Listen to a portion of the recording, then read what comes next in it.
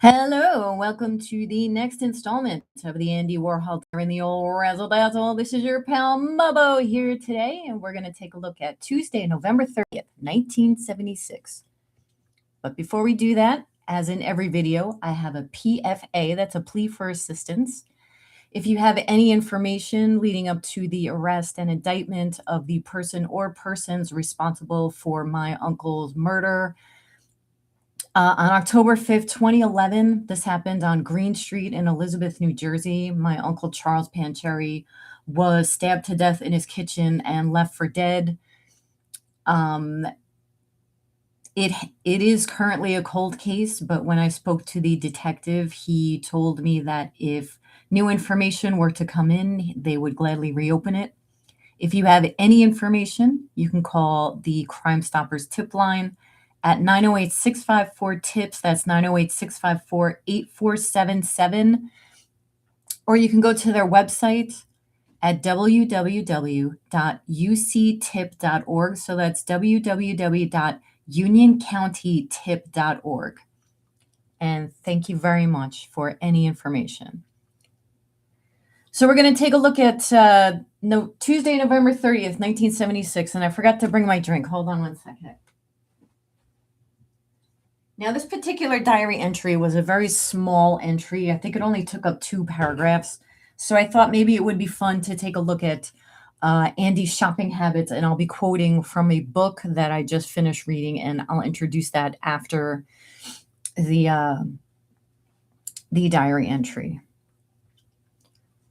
So first, we start off with Daniela Morera, the Italian interview correspondent for Interview Magazine, came by the factory office with Olivier Coquelin.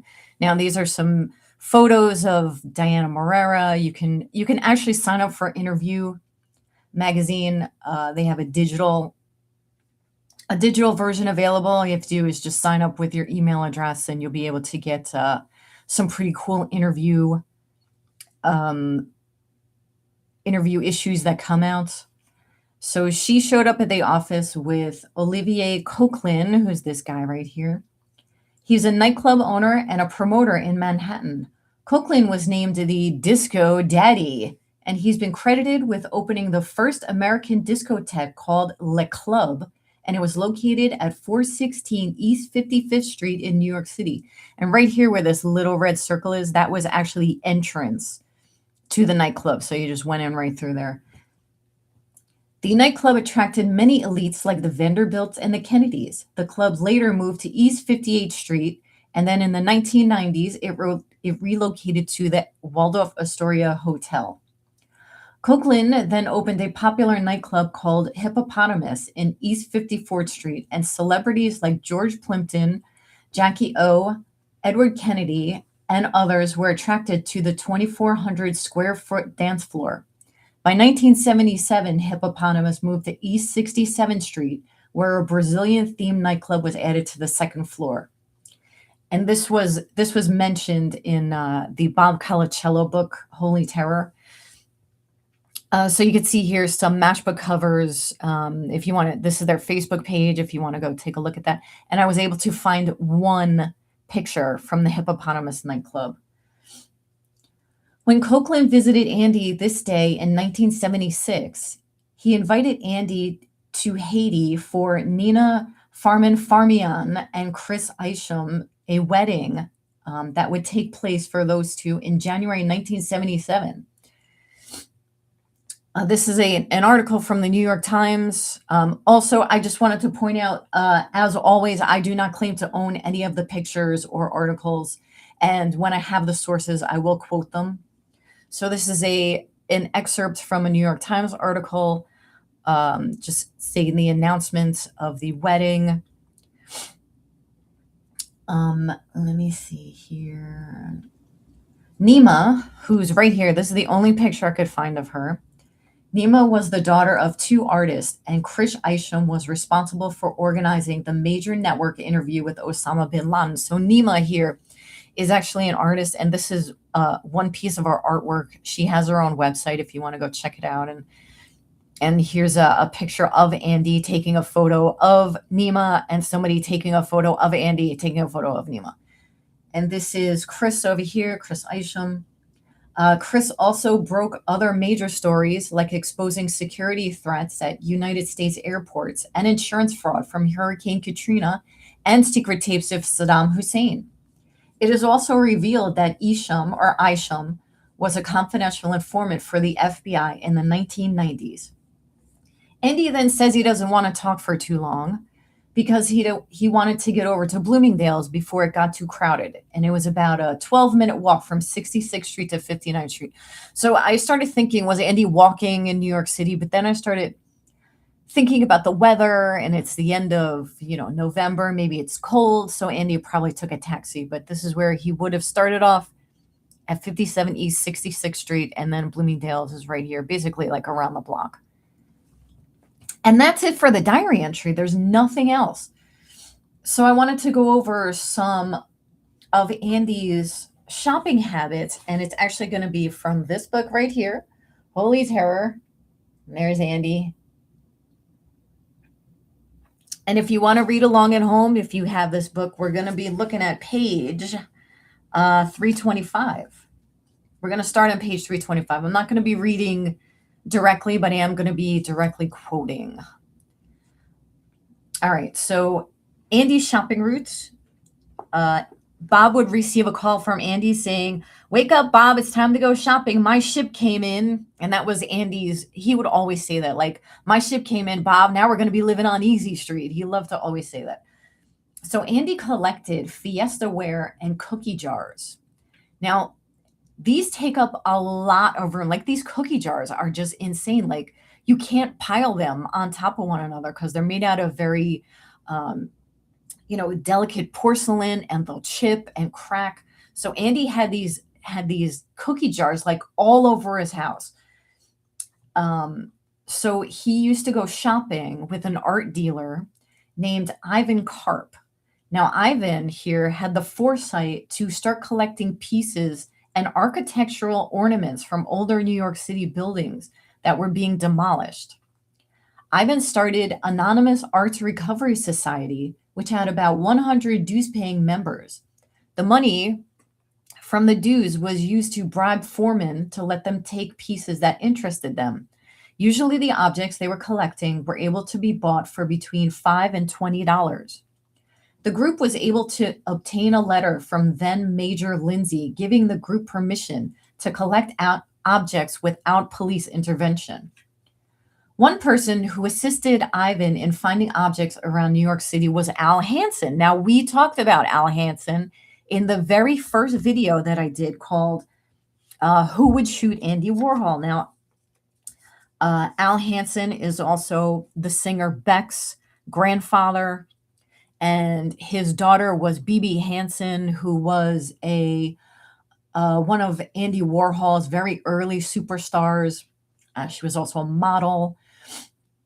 So Al Hansen was actually on scene when Andy was shot. He was on his way over to the factory offices, the older factory, in 1968 with a woman who would be doing some transcribing work for Andy because it was currently being done by Mo Tucker of the Velvet Underground, but she found it way too overwhelming. So Andy asked Al to find someone. So they were on their way over, and they took the elevator up just after Valerie Solanas left, and the elevator opened, and all of a sudden there's just chaos. So if you want to see that video, check it out. It's one of the first ones I did on Warhol. It's called Who Would Shoot Andy Warhol? So after Ivan did his collecting, he started donating his items to the Brooklyn Museum in the Sculpture Garden and the subway station near the museum. So a lot of these old pieces are currently on display. Andy would then stroll from 2nd Avenue from the 60s to the 50s. So 60th Street to 50th Street, all those streets in between up 2nd Avenue.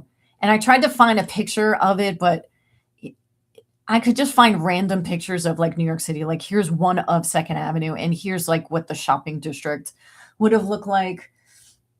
Andy would stroll up and down, visiting various junk stores.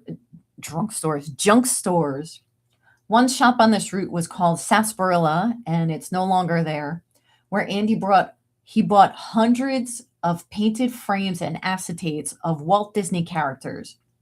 He had Mickey Mouse, Donald Duck, Snow White, Cinderella, but he did not collect any from Fantasia, as Andy did not consider that movie made in the real Disney style. So I remember going with my dad and a couple of friends to see Fantasia when I was a little kid, and it bored me to death. And I don't care, this is a hot take, but the only part of Fantasia worth watching is the last section with Night on Bald Mountain. I don't care. Andy also picked out a wolfhound rug that he got very cheap. This is not the actual rug. I just found one and as an example. He got it very cheap because the owner wanted it out of the store. He said it was repulsing the customers. Andy photographed this wolfhound rug and used it for a model in his cats and dogs show in London and Kuwait. Andy was very gifted in spotting gemstones. He loved antique jewelry and would shop on Madison Avenue. He would go to Fred Leighton's shop in the 1960s. Fred, pictured right here, would actually lend jewelry to celebrities for special events. So Fred was very well liked in the celebrity circles. Andy was known to wear expensive pieces under his clothing, hiding them under shirts or jacket sleeves. He loved the Mexican turquoise and silver pieces and Art Deco style diamond, emerald, and sapphire bracelets. In 2005, Fred Leighton sold the business to Ralph Esmerian, this guy right here. The company filed for bankruptcy in 2008, and in 2010, Esmerian was charged with bankruptcy fraud, wire fraud, and concealing assets. He was sentenced to 6 years in the pokey and fined $20 million. And here he is right here, living his best life. Andy would also visit Seaman Sheps on Park Avenue, where he would buy 40s bracelets, brooches, bracelets, and rings with huge semi-precious stones. And he would just squirrel these things away and just hide them in his townhouse. He often went to Tiffany's, but just a window shop, as he could get Tiffany pieces wholesale or trade them with the designer Elsa Peretti. She designed the bone cuff. Now, we've all seen this. We've all seen this on some supermodel somewhere. It's very popular with celebrities. But you could see this price tag. Like, not a lot of people can afford it. So Elsa did actually something very enterprising. She started working in silver, which was not common for Tiffany. And she actually started making these really popular high-end pieces in silver so that ordinary schlubs like you and me could actually walk into Tiffany and said, you know what, I want to buy this. And we were actually able to afford that. She brought Tiffany into the mainstream household. It wasn't just an elite jewelry company anymore. They were more in touch with working class, and people could afford the pieces. And I mean, that's the best advertisements to other people. Oh, where'd you get that? I love it. Oh, Tiffany. Oh, really? That's the best advertisement. So good on Elsa. Andy's last stop was what he called the Street of Dreams, which was West 47th Street between 5th and 6th Avenues, still known today as the Diamond District. Andy took Bob Colacello there only once, and Bob remarked that Andy realized it was a mistake to let Bob see how well the diamond dealers knew him. Now, that is because Andy was notoriously cheap, like when it came to his employees. Andy's fortune at his death, after they totaled everything up, was like $150 million. But he was extremely worried about buying something every day. Like on his way to work, he had to buy something every day, and he would just have it delivered to his house. But he didn't want to pay the people that worked for him. He would constantly tell Bob Colacello, well, you got to work, you got to get the ads, you got to sell. You got to work this, Bob. Hey, Bob, did you ever think of this, Bob? if you sold more ads, then we could be living on Easy Street and our ship could come in. Did you ever think about that, Bob? If you read this book, that is all Andy says. Apparently, it's about Colacello. It's very funny. Bob observed that Andy looked at Jules the same way that Andy looked at his mail. He held it close to his eye and studied it closely. He would say things under his breath about the piece like carrots, facets, cuts, flaws, color, brilliance, and D quality. Bob was impressed, and Andy gave the impression that he knew what he was doing. Andy needed to buy something every day. It was all about consumption and possession. And when Andy died, Brigitte Berlin was allowed to go into Andy's townhouse for the first time. And she said that you could barely get through the front door as there were packages, bags, boxes, and statues all over the floor. She said that it made her feel like she was going to vomit. It was just a random collection of things. He didn't buy things to make the house look good or to add to the decor. Now, I was actually thinking about this. So when Andy died unexpectedly, I'm sure that he didn't expect to leave this giant mess for everybody to clean up. But, it makes you think that of the things that you have. Like, what are you leaving behind for your family to sort through and clean out? Like, how do you even begin to look at this? And this article right here is actually part of a bigger article. And the website's right down here if you want to look at it. He lived with airplane menus, unpaid voices, pizza dough, porno, pulp novels, grocery store flyers, stamps. Everybody knows about Andy's time capsules. He would just have this a tote by his work desk, and anything that came into his hands, he would look at it for a minute, and then he would just put it in the box. And the boxes got put away, and they were known as his time capsules. But what's really funny here, and you learn a lot about this in Bob Colacello's book, is that Andy was deadly afraid of fire. Like, he would always go into someone else's house, as a guest, and the first thing out of his mouth was, "Oh my God, can you imagine if this house caught on fire? All of this would be gone." And I just think it's such a contrast, and it's such the opposite way of the way that he lived. Like, you would think if he was deadly afraid of fire, he wouldn't want anything in his house. I mean, we're all afraid of fire, but I mean, how do you even sort through what's valuable and what isn't in a place like this? And it stems back to Andy's very poor childhood, and all he wanted to do was possess things, and he liked them out, and he liked to look at them,